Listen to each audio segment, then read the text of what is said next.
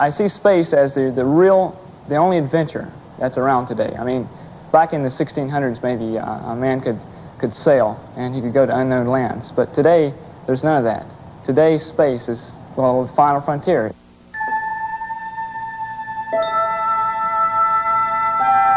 Space, the final frontier. These are the voyages of the Starship Enterprise. Its 5-year mission, to explore strange new worlds, to seek out new life and new civilizations, to boldly go where no man has gone before. This is the first voyage of the Space Shuttle Enterprise. Its mission, to make leaving the Earth as easy as flying around it, to begin the economic exploitation of space, to open up the final frontier.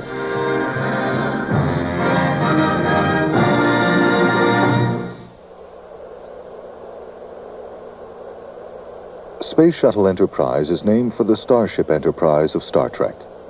Unlike the Starship, the shuttle won't find new civilizations, but it may help found new civilizations. Human settlements in space, giant habitats like these, in which tens of thousands of people will live and work, exploiting the resources of space for the benefit of Earth. This is for the future. The space shuttle's roots lie in the past, in the old way of getting into space. December 1972, the night launch of Apollo 17, carrying the last men to visit the moon. It was the conclusion of a space program that had left many on Earth disillusioned, and by the end, bored. Apollo 17 was also a turning point for the National Aeronautics and Space Administration, NASA.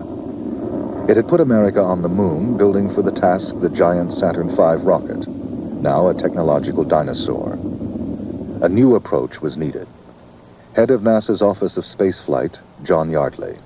The Apollo program and its predecessors, Gemini and Mercury, had been basically designed just to get into space and to do specific tasks in space.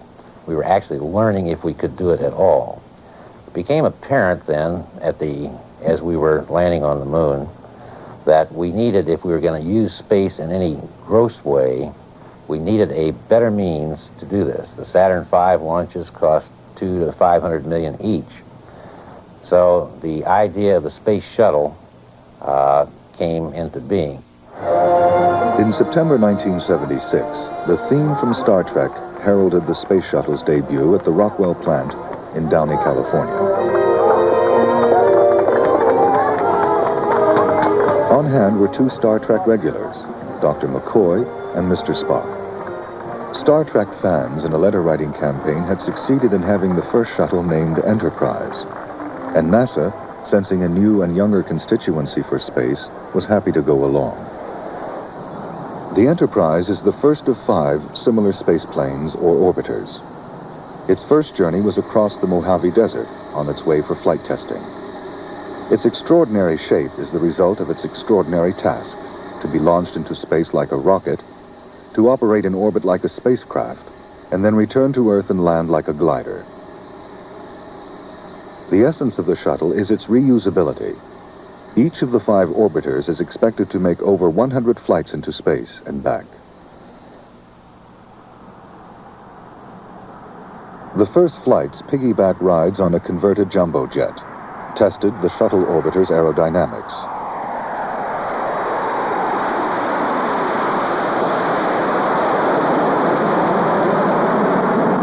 To save weight, the Enterprise has no engines of its own to help it fly back to its landing site after a journey into space.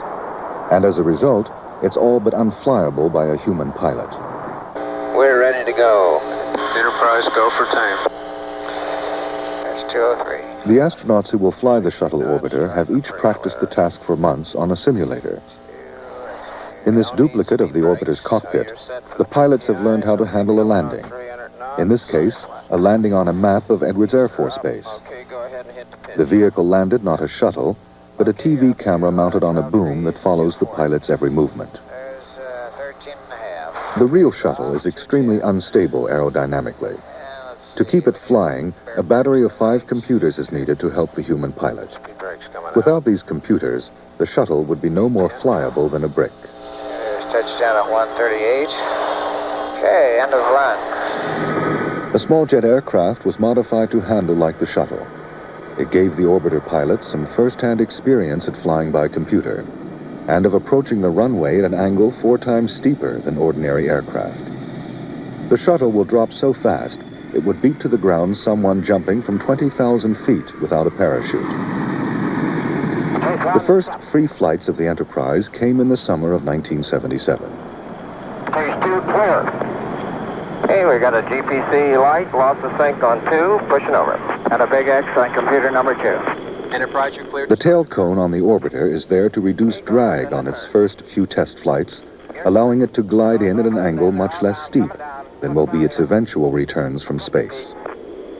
It is really tight, Bo. In fact, I think it's a little better than the old STA field. 40 feet. 30. 20. 15. Okay, the gear is coming down at 270. Give us some dust, 4 feet. The test landings of the shuttle are on the 7-mile-long dry lake bed at Edwards Air Force Base. But when the shuttle returns from space, it will land here on a newly built 3-mile runway at the Kennedy Space Center, Cape Canaveral. NASA is recycling many of the installations built for the Moon program. The 400-foot launch towers designed for the Saturn V are being cut down to accommodate the shorter, stubbier shuttle. This will be the first true spaceport, where the shuttle will land, be refurbished, and readied for launch again.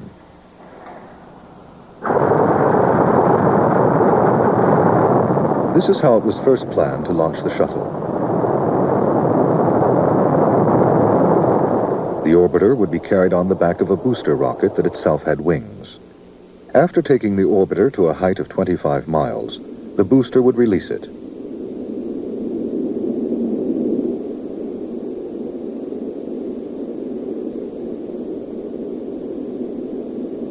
As the orbiter flew on into space, the booster would fly back for a landing at Cape Canaveral. This design would enable both orbiter and booster to be reused. But the size of the booster, much bigger than a jumbo jet, made its development costs immense. And cost had assumed a new importance at NASA. Everybody knew we could design a shuttle. The question was, could we afford to build one? So cost throughout the program has been as major a function as design, integrity, safety, and so on. Whereas in the past manned space programs, cost definitely was a secondary factor because money was no object in those programs. So now this is the design we ended up with. NASA's chief spacecraft designer, Max Faget. In the launch configuration, of course, we have this arrangement here, which is compact from the standpoint of having it all together, and it's by far the smallest of all the configurations we've looked at. And this is, of course, what you would expect when we have tried to reduce the initial investment. We ended up with something small and compact. But it is a kind of an unusual configuration for a launched vehicle. The shuttle's unusual design, the result of the cost compromises that have characterized the program, have made it a peculiar hybrid, part reusable, part throwaway. It is taken to a height of 27 miles with the help of 2 solid strap-on rockets. When exhausted, these are dropped and parachuted back into the ocean, recovered, cleaned up, and used again. The shuttle's own engines continue. The fuel for these engines is carried in an external tank that's half a football field in length. The tank is jettisoned just short of orbit and burns up on re-entry. The orbiter continues into space with small auxiliary engines. The design is unique and poses unique structural problems that center on the fragility of the external tank. To begin with, structurally, it's sort of messy. This tank here is the core of the whole launch arrangement. The empty weight of the tank is around 70,000 pounds. Yet we're hanging very large, massive boosters on that tank. Each one of these boosters weighs like a couple of million pounds. The orbiter itself, fully loaded with its cargo, is going to be in excess of 200,000 pounds. So easily the lightest component turns out to be the heart of the structural arrangement. And that is a little worrisome from the standpoint of what might happen dynamically to the vehicle. Not all the shuttle's components are being built in America. This is Bremen, Germany, where one of the contractors for the European Space Agency is building Space Lab.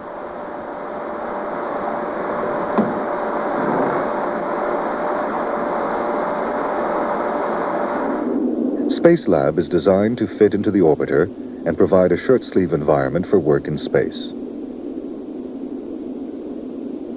It will also have pallets on which telescopes and other instruments for observing Earth and space can be carried outside. The entire laboratory will be lifted as a unit into the 60-foot-long, 15-foot diameter cargo bay of the orbiter. The bay doors will be closed, and orbiter and Space Lab launched into space. In orbit, the doors will open, and Space Lab, remaining in the payload bay throughout the flight, will begin work. Its crew will transfer from orbiter to the laboratory through a tunnel. With Space Lab, the shuttle can carry as many as 7 people into space at a time, including a lot of people who have never been considered before, at least by NASA, as potential astronauts. Women have given NASA's doctors a problem.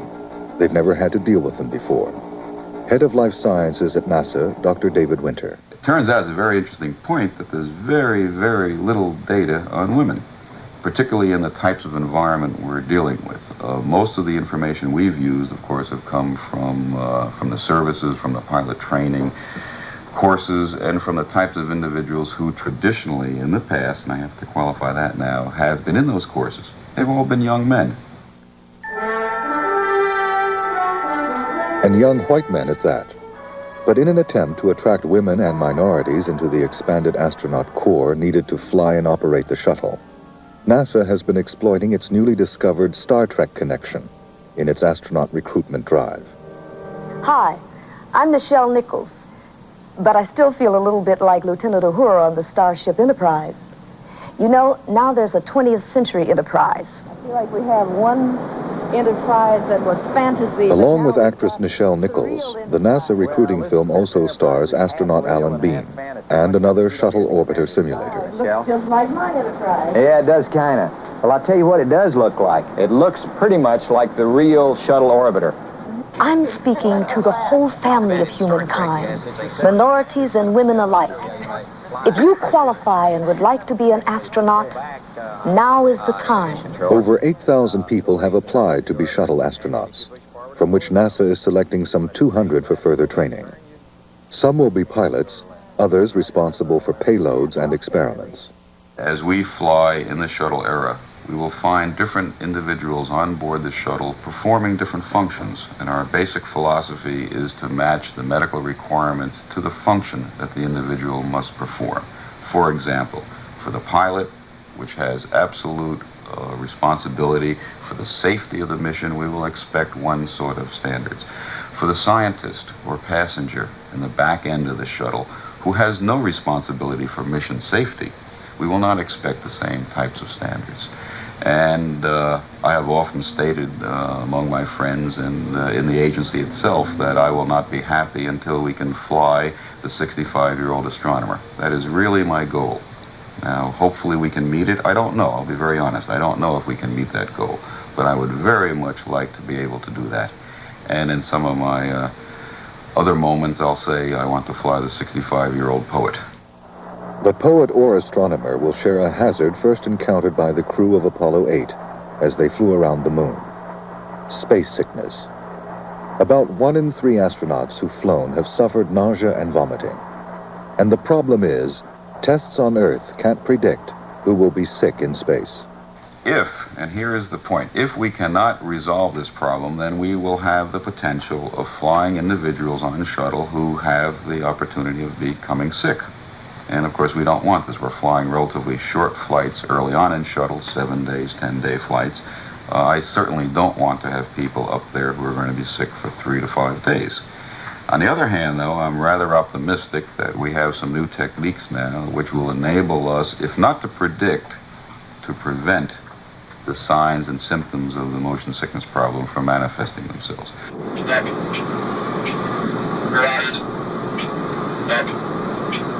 This man is being spun in a rotating chair to make him motion sick.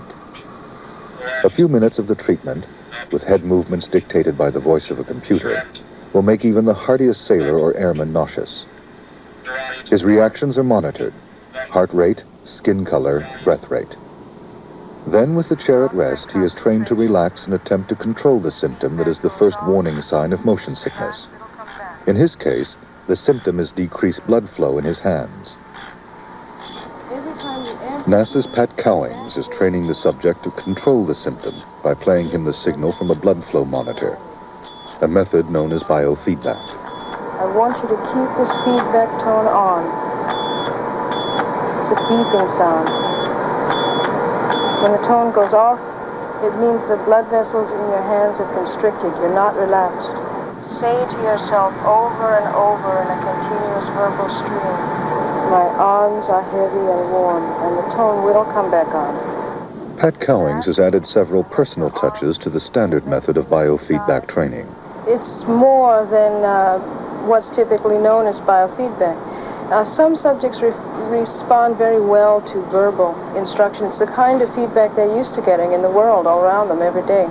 Some people would rather just introspect and get into the signals that we present. We suit the needs of the individual. No tension. No tension. Be passive. Passive. Say the words with a rhythm. Pat Cowing's success rate so far has been impressive. Of the 16 subjects she has trained, 14 could ride the spinning chair for much longer after training than before. They are able consciously and deliberately to suppress the symptoms of sickness. This treatment deals only with the symptoms of motion sickness, not with the mechanism that induces the symptoms. But we found in some experiments conducted recently that subjects can control motion sickness symptoms under one provocative simulator type condition. They can also control them under another provocative condition. Trained subjects who can cope with the chair can also cope with this machine, the VARD, the Vertical Acceleration Research Device. Helmet. Slip it on. Got it.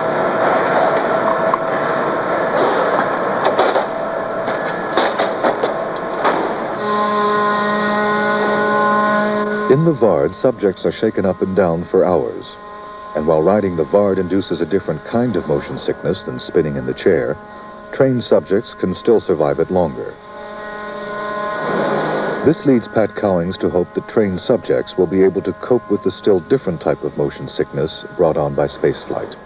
Since we deal only with the symptoms, we feel that the symptoms will probably be very similar in space, and the subject should be able to control them in space as well.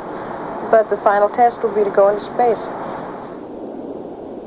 But the shuttle has an even bigger test awaiting it that only going into space will resolve. Its economics. NASA claims the shuttle will bring down the cost of spaceflight dramatically. But that will be true only if there is enough work to keep the fleet of 5 orbiters busy. Early opponents of the shuttle doubted the business existed. A prominent critic, astronomer, and ex-astronaut Brian O'Leary. My objection to the space shuttle in 1970-71 was that it was too big for the kinds of goals that NASA had at that time. The shuttle is a leftover from Apollo. People were used to making rockets and making bigger rockets and better rockets. And so from the point of view of the vested interest in space technology, the legacy of Apollo, the space shuttle made a lot of sense. But in terms of pursuing rational goals, NASA sort of had it backwards. It was a very large transportation system which had a much bigger capacity than was necessary for the things that NASA wanted to do during the 1970s. It was a large truck, but with very little to put into it. Today's critics of the shuttle still argue it's too big a space truck. NASA claims it will make spaceflight cheaper even if it doesn't run at full capacity. The shuttle's major job will be deploying satellites, placing in orbit virtually all the satellites which today are launched by conventional rockets.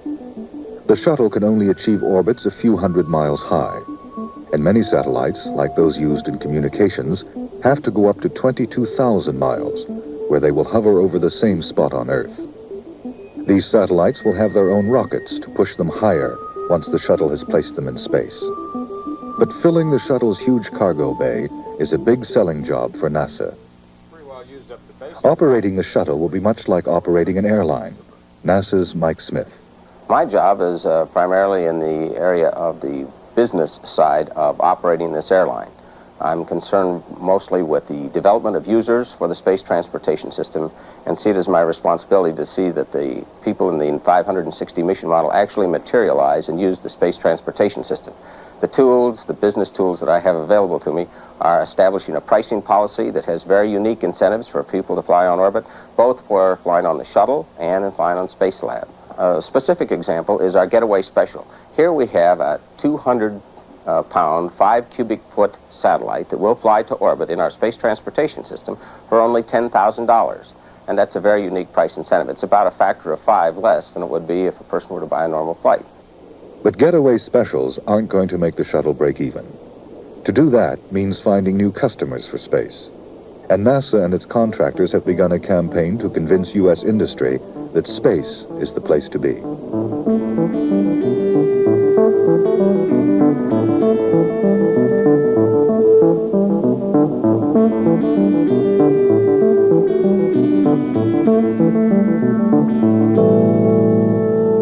The sales pitch is that new things can be done in space.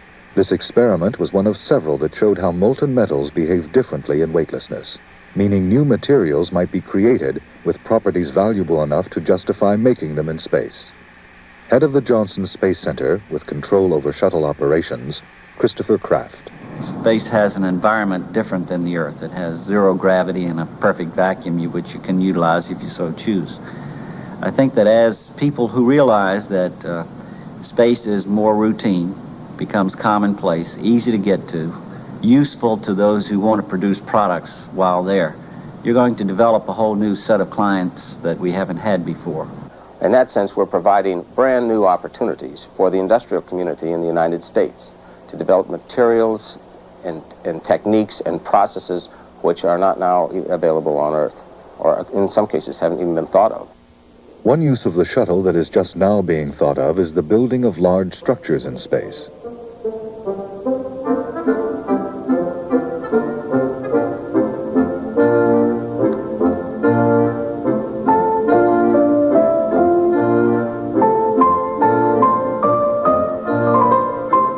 The shuttle's ability to come and go to orbit, taking up modular units one at a time and adding them piece by piece, means that very large space stations could be built up in just a few shuttle flights.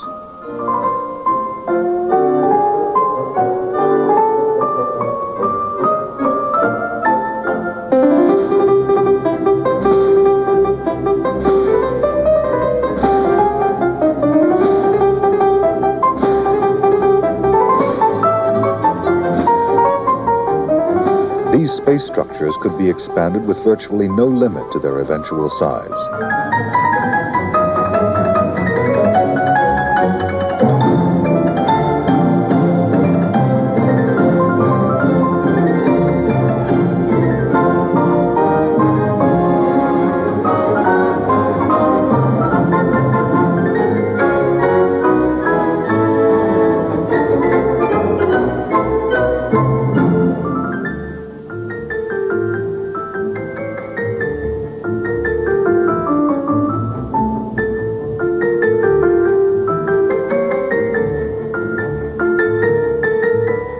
Building large structures in the weightlessness of space is very much easier than trying to do the same thing on Earth.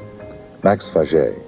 It'd be a lot easier to build big things if you didn't have this annoying gravity here that makes putting things together difficult, because until they're firmly fastened together, they want to come apart. There's nothing to hold them there. Well, in the gravitation-free environment of space, you can assemble things without any concern of what's happening to the thing you're putting together until it's fully assembled.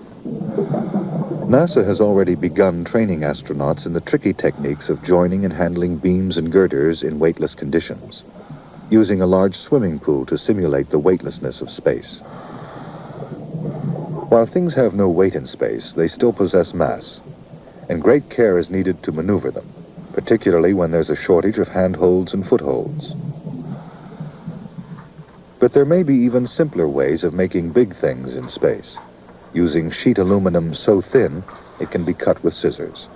Working with Christopher Kraft and Max Faget at the Johnson Space Center in Houston, Jack Kinsler. If you want to start to make any sort of large space structure, you must think of the materials that are required and the idea of packing them in the most dense fashion possible. I have here a roll of 6,000 aluminum sheet, which weighs 25 pounds and is 140 feet in length. This particular roll is capable of making a truss much like the one in the background, which would be about 50 feet in length.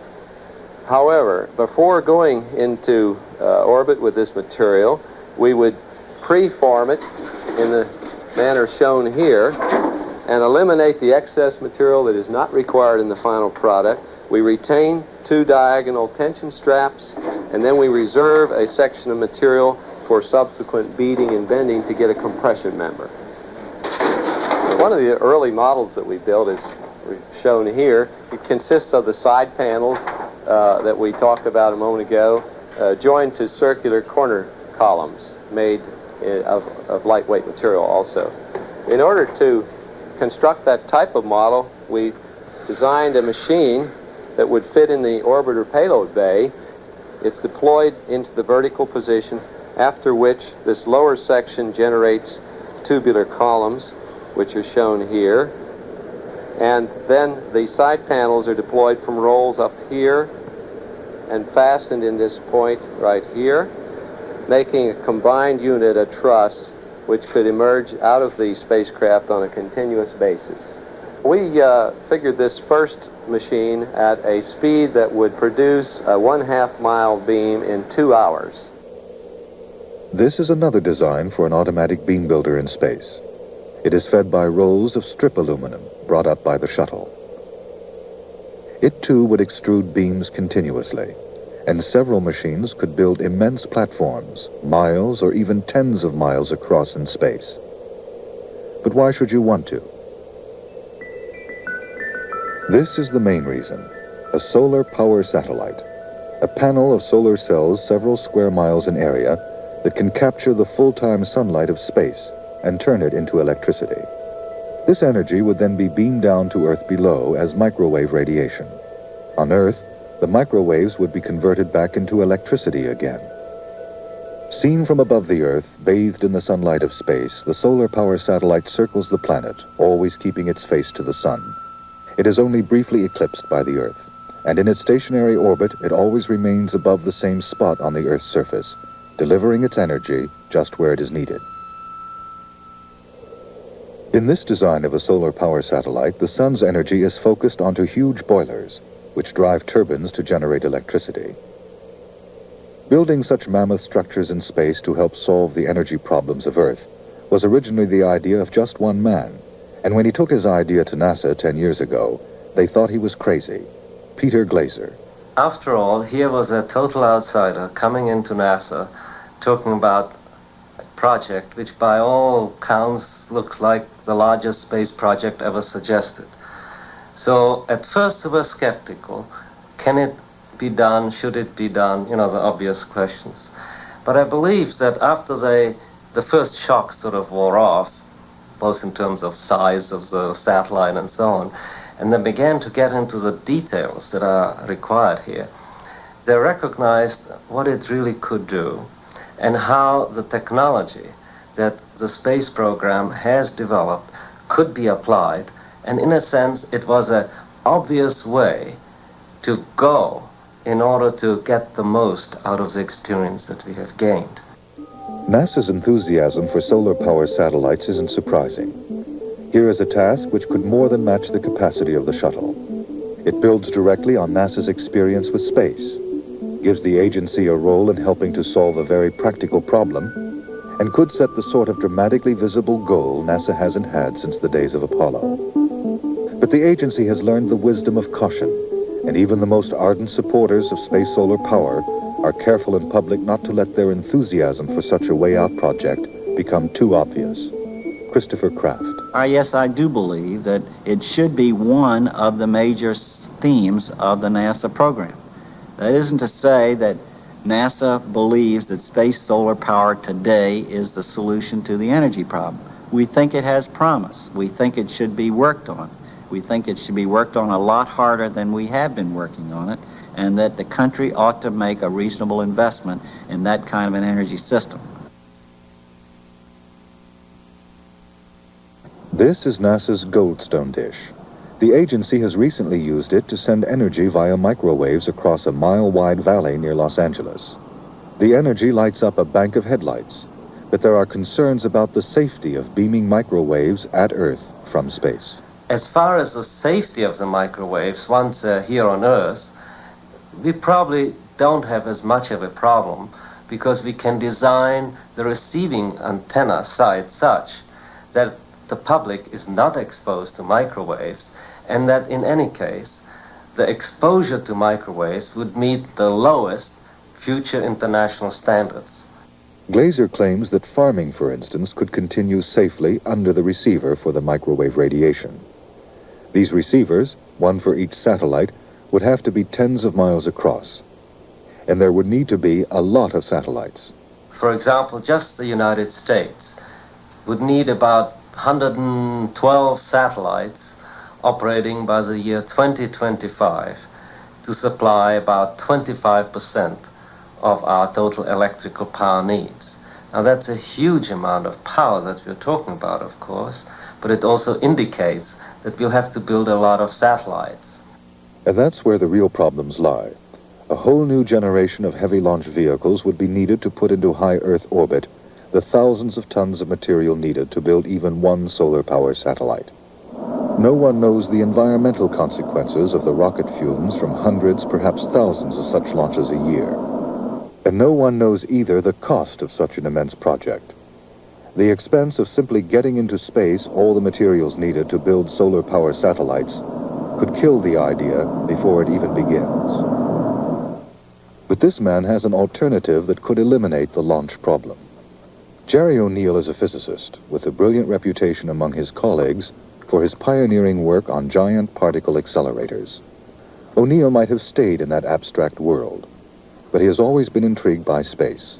And then came the year of 1969. 1969 was an unusual year from a number of points of view. First of all, it was the year of the Apollo landings, a tremendously positive thing from technology. It was also a period of great violence in the Vietnam War, and technology and science were being blamed for the evils to which they had been put. It happened that year I was teaching the big freshman physics course at Princeton with about 350 students. I felt it was very important at that time to show to those students that it was possible for science and technology to be used for human good and not just for ill. Disillusion with science was ironically heightened by NASA pictures of the Earth from space, revealing its beauty and apparent fragility. Spaceship Earth was becoming crowded, dirty, and short of supplies. Most experts saw things getting worse, but O'Neill asked instead a startling and extraordinary question. In the long run, is a planetary surface, any planetary surface, really the right place for an expanding technological civilization? The answer he came up with was no. For a technological civilization, space seemed to have many advantages over a planet. Energy in the form of sunlight is free, continuous, uninterrupted by night and weather, and essentially everlasting. The weightlessness of space means that huge structures could be built. Inside them, comfortable and Earth-like habitats could be created. Agriculture under these conditions could be extremely productive, and waste heat, a growing problem on Earth, radiated safely away to space. O'Neill's idea was for enormous inside-out worlds, spheres or cylinders over a mile across, rotating to create artificial gravity on their inner surfaces, powered by the ever-present sun. The scale of these space settlements, with masses of millions of tons each, makes even a solar power satellite puny by comparison. Bringing all that material up from Earth was clearly out of the question. which is where O'Neill had his key idea. Why use Earth materials at all? Man, it didn't feel like this stuff was that hard. It looks like quite a bit of variety from here. The lunar landings of Apollo showed what the moon is made of. About 30% metals like aluminum and iron, 20% silicon, 40% oxygen. Most of what you would need to build a space colony. Missing from the moon are organic, carbon-based materials, and water, though there may be water trapped near the moon's poles. But what makes all moon materials unique, by comparison with the Earth, is that they are already up there in space. The Earth, 80 times more massive than the moon, 250,000 miles away. Both Earth and moon sit in what are in effect gravity wells in space.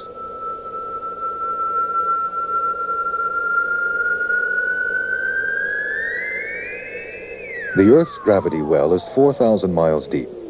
That's how far you must throw something to get it off the Earth. The moon's gravity well is only 200 miles deep, so throwing things off the lunar surface is very much easier. To do just that, O'Neill came up with the idea of a mass driver, a giant catapult that would accelerate sacks of lunar rocks in buckets. The sacks of rocks would be hurled into space. The buckets would slow and return to be filled again. The track taken by the sacks of moon rocks would bring them to a point where they'd be caught, processed, and used to build space colonies. But there was one flaw in O'Neill's scheme. He didn't know how to build a mass driver. But it turned out that one already existed, though the moon was the last place its designers thought of using it, and moon rocks weren't intended as the cargo, people were. The MIT Magnaplane was a model of a high-speed mass transit system for use on Earth. The Magnaplane is cooled with liquid helium to a temperature at which it becomes superconducting. That means that an electric current set up in the coils within it will run forever because the coils have lost all electrical resistance. This current generates a powerful magnetic field around the vehicle. Placed in an aluminum trough, the vehicle is accelerated to high speeds by coils beneath the trough. Once in motion, the vehicle is lifted on its magnetic cushion and can travel without friction. The MIT Magnaplane project ran out of funding, but proved just what O'Neill was looking for. This is a model lunar mass driver being built at MIT. O'Neill spent a year there working with the designer of the Magnaplane and with a group of graduate students who did most of the work. One of these students is Kevin Fine. It's not very often that a graduate student gets to work in a field in which he can apply basic knowledge. I mean, he can contribute directly to the design. Now, I feel like one of the Wright brothers or something, just beginning to work in a field that has a great future. Kevin Fine's sense of being a pioneer is shared by the Magnaplane's designer, Henry Combe. In many ways, this project is in the Wright brothers stage. You see, it's at the stage where fundamental analysis can still make progress. This is not the case in ordinary rocketry, for instance. We're working here with the basic fundamental principles of electromagnetism. We're working with Maxwell's equations, capacitors, condensers, coils, perfectly straightforward. In a way, it's a pleasure to work in a field where a student project such as this one can still make a significant impact and result in classical knowledge. Microswitch to make sure it triggers. Nova filmed the MIT mass driver on the day of its first test. 5, 4, 3, 2, 1, fire. This first model is not superconducting, but it still accelerated the vehicle to speeds of 80 to 90 miles per hour over a distance of 6 feet, an acceleration of some 25 G, as compared to a sports car's 1/2 G. A real mass driver throwing rocks into space from the moon would be a mile or two long. But a mass driver throwing mass in one direction would itself be forced, like a recoiling rifle, in the other. So a mass driver, free in space, powered by sunlight falling on solar panels, would be pushed along like a rocket, but with some important advantages over conventional chemical rockets. In principle, a mass driver applies all of its energy in one direction. You see, a rocket motor generates a lot of heat, which means it generates energy in all directions, and it uses only energy in one particular direction. It's therefore inherently inefficient. It stores energy very effectively, and this makes it possible to carry the fuel. But of course, that's all right for short-term operations, such as a launch from Earth. But for prolonged travel in space, you wouldn't think in terms of carrying chemical energy. You see, the mass driver is like a mule for the prospectors. It feeds on what it finds on the way. It uses electromagnetic energy from the sun and converts it directly with very high efficiency into kinetic energy of motion. It's the natural for space travel. It's an inevitable development in space travel. There's no question that that's the ultimate way to transport things in space. One very suitable thing to be transported by a mass driver would be one of the asteroids that occasionally cross the Earth's orbit. These asteroids, if brought back to Earth, would provide a very useful supplement to lunar rocks for building colonies. Brian O'Leary. Some of the asteroids are carbonaceous. They contain a lot of carbon, hydrogen, and nitrogen, which is completely missing in lunar samples. So we can use these materials for the space manufacturing facilities without launching them from the Earth. It would be possible to take one of these mass drivers and, with a very gentle shove, put it on an orbit to one of the Earth-approaching asteroids. This asteroid might be, 200 meters across, weighing 10 million tons. The mass driver would then rendezvous with the asteroid, glom onto it, and then would gently nudge the asteroid by Newton's third law. Little pellets would come out the back end, and it would go along very gradually for a period of, we'll say, 2 or 3, maybe 4 years, and would arrive in a high orbit around the Earth for space manufacturing, about a few million tons worth. So what we're really doing, we're talking about a scenario in which an asteroid could be lassoed from its current orbit and put into a high orbit around the Earth, and to be a new moon of the Earth. A new moon of the Earth that could be mined and processed to make not only materials for space habitats, but also for the construction of solar power satellites.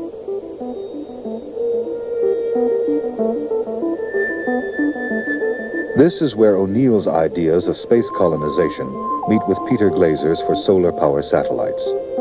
Instead of bringing everything to build satellites up from the Earth, O'Neill proposes using the resources already in space.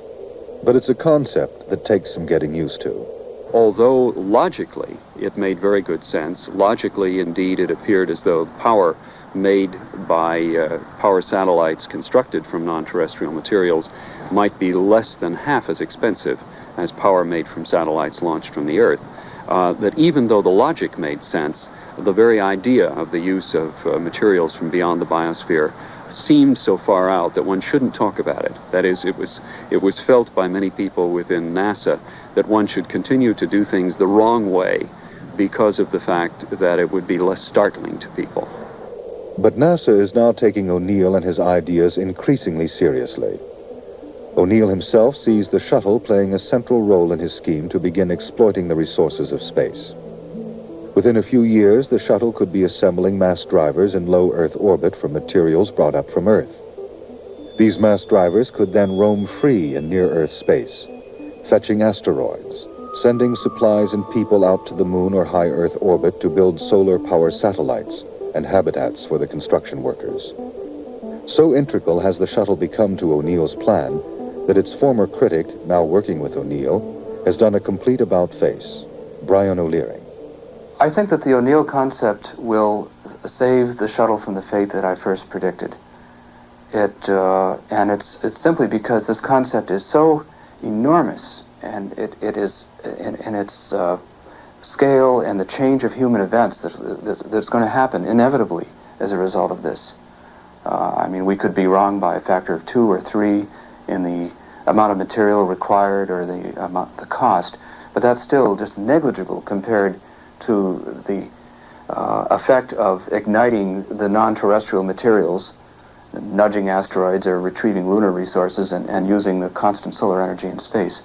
Once you've made that conceptual leap and you've removed yourself from the Earth and you're talking about just pushing things around in space with relatively low cost and low energy, then it is a totally new viewpoint that needs to be developed.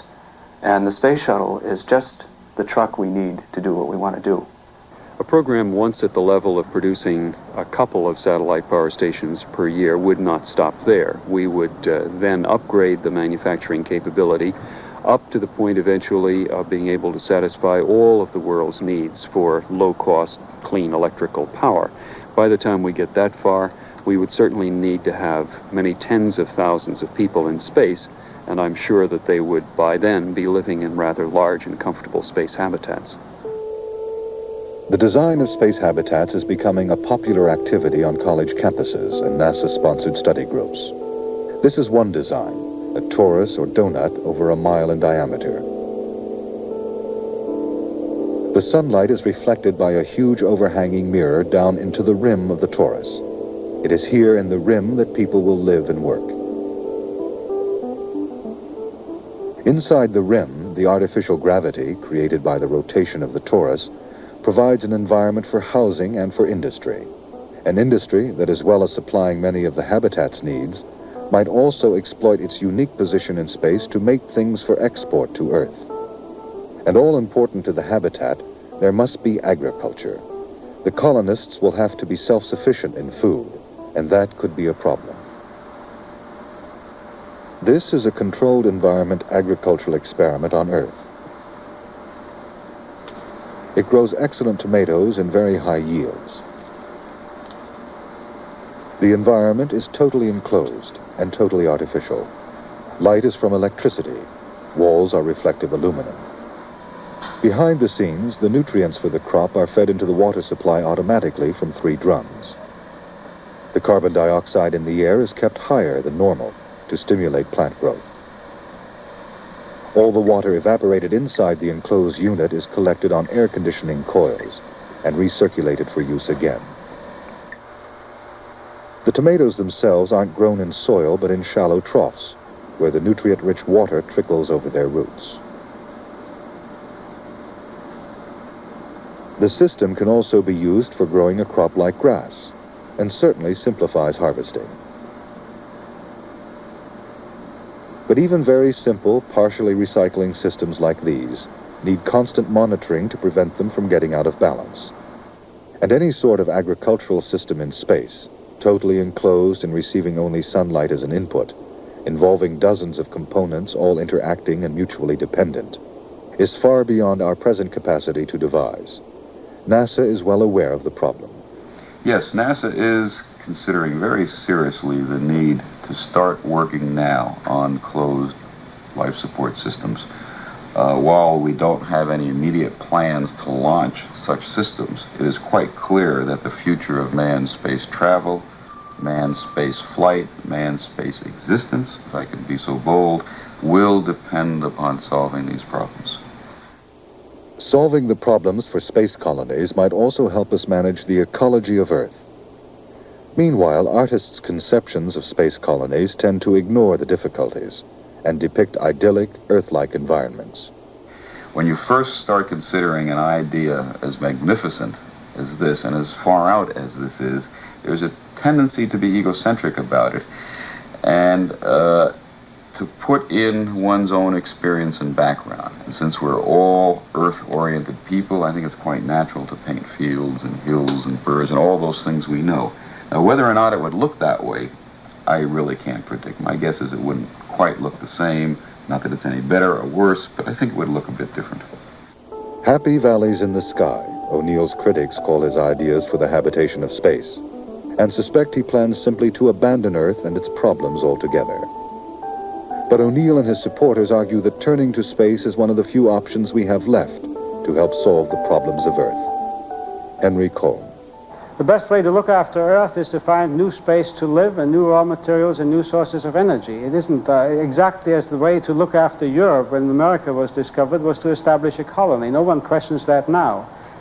And I think the logic is just as compelling in the case of space colonization. Most of the people who've looked into the sociological results of staying on the surface of the Earth and not using any of the non-terrestrial resources find that we're almost sure to be driven to a much more severely limited, much more authoritarian world because of the fact that as soon as you begin making rules in one area, the physical area, it's very hard to do so without also making rules in the psychological areas as well.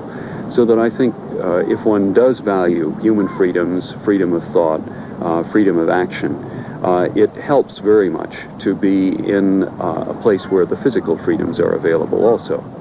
It's inevitable in terms of human population expansion to move into the universe.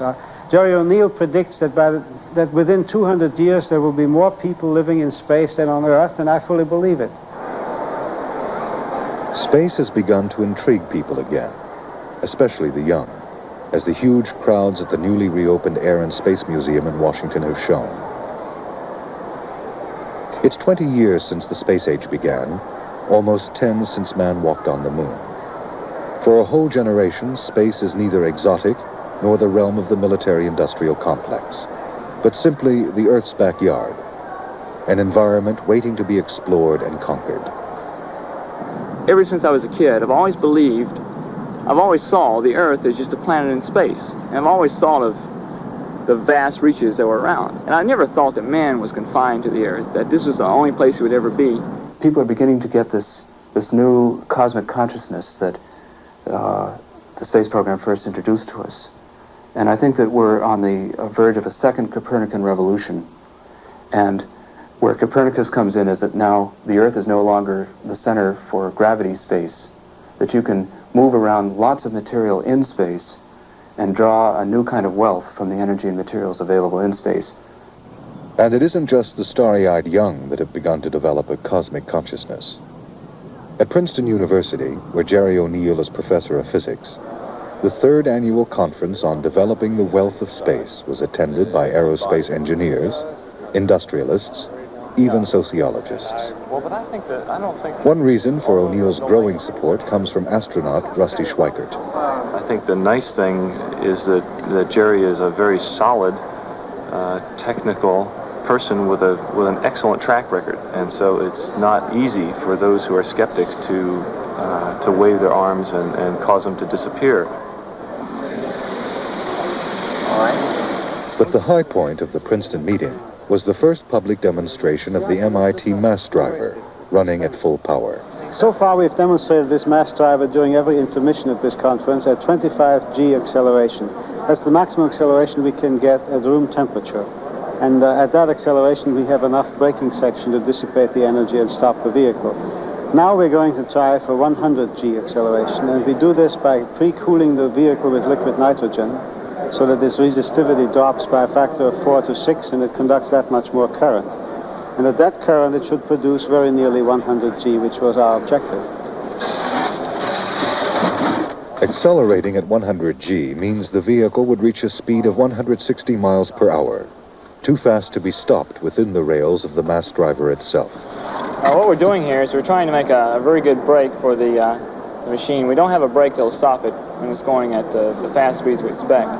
So we just built this box here, a wooden box, and it has lead bricks in the front. And the reason we put the bricks in there is to give it much more mass. When it hits, it won't slide forward and go out the window or anything. The lead bricks will definitely stop it. Pick it up. Okay, let's see how it feels through this glove.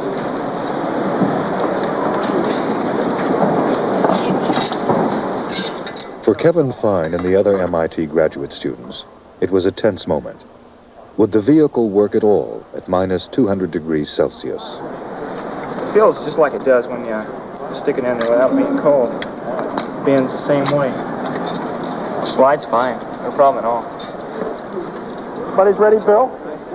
Ready? 10, 9, 8, 7, 6, 5, 4, 3, 2, 1, fire.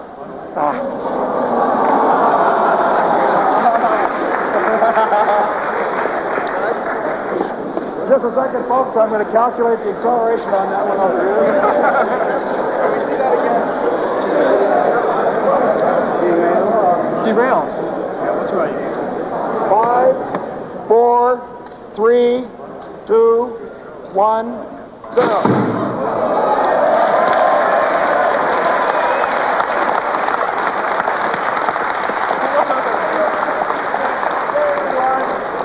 calculated the acceleration. It seems that we still have some problems. We only got 33 Gs on that shot. Just 33. We'll keep working at it. After all, this is a very first try and a very simple experiment, but if we fix the mechanical triggering problems, I'm sure that we'll get our 100 Gs. I think that this model and the G-forces that it's packing is just what we need. And now all we need to do is do it for a few more meters. The length of the one that would retrieve the asteroid would be, let's say, a few hundred meters long at that acceleration level, and that's all you need. The power, the sort of leverage embodied in the mass driver is an extremely important thing, and the fact that it has been demonstrated at this very simple level, I think, is a very subtle but powerful influence on the way the initial concept will be received, especially by technical people. I think there's a bit of history about what's happening today.